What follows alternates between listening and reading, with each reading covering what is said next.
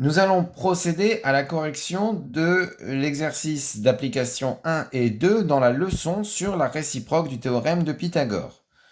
Donc vous avez vu la réciproque du théorème de Pythagore. Vous avez vu également qu'il y a deux exemples. Un exemple pour montrer qu'un triangle est un triangle rectangle et un autre exemple pour montrer qu'un triangle n'est pas un triangle rectangle. Maintenant, nous allons faire ensemble l'exercice d'application 1 et l'exercice d'application 2. Alors, commençons par l'exercice d'application 1. Et pour cela, eh bien, nous allons nous inspirer exactement de la même rédaction que dans les feuilles de leçon. Alors, le triangle FOU est-il un triangle rectangle? Vous pourrez constater que l'on n'y a pas d'angle droit parce que l'on ne sait pas encore si c'est un triangle rectangle.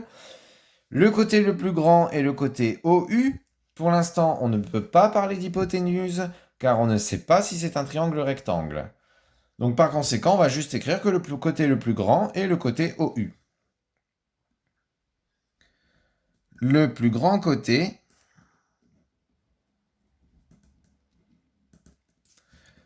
du triangle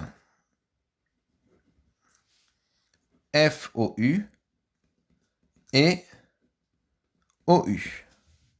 Alors on va calculer séparément OU au carré et FO au carré plus FU au carré.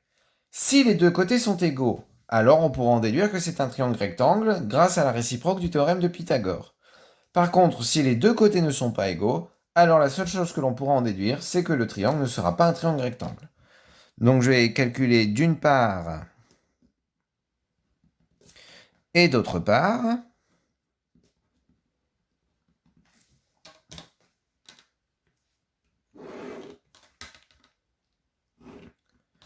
Alors d'une part, je calcule OU au carré.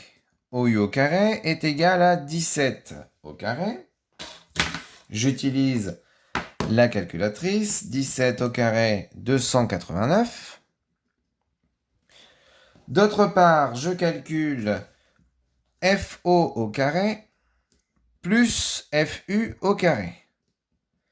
FO 8 au carré plus 15 au carré. 8 au carré, 8 fois 8, 64.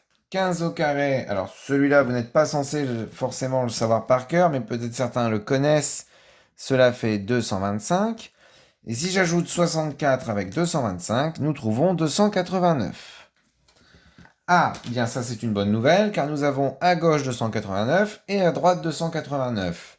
Donc, OU au carré est égal à FO au carré plus FU au carré. Donc, on en déduit. Donc, d'après la réciproque du théorème de Pythagore,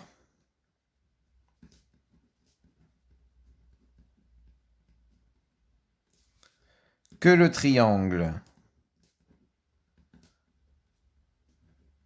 FOU est rectangle en F.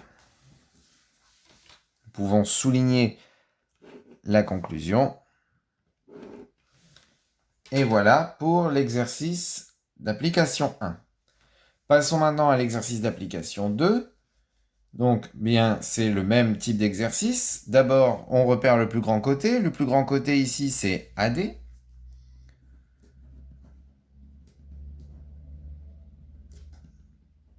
Le plus grand côté du triangle ACD et AD. Même chose, nous allons calculer d'une part AD au carré et d'autre part AC au carré plus DC au carré. D'une part, d'autre part.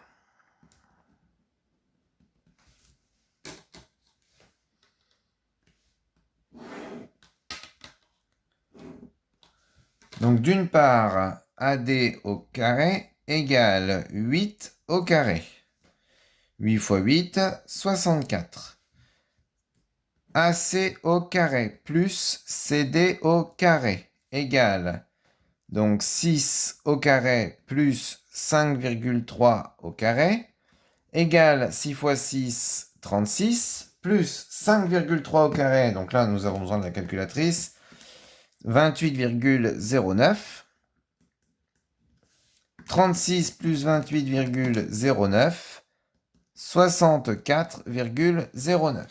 Et cette fois-ci, eh bien, ça ne marche pas, entre guillemets. Nous avons à gauche 64 et à droite 64,09. Et ce n'est pas du tout la même chose. Donc, AD au carré n'est pas égal à AC au carré plus CD au carré. Et par conséquent, on en déduit que le triangle ADC n'est pas un triangle rectangle. Conclusion. Le triangle ADC n'est pas un triangle rectangle. En effet, ici, je ne peux pas appliquer la réciproque du théorème de Pythagore.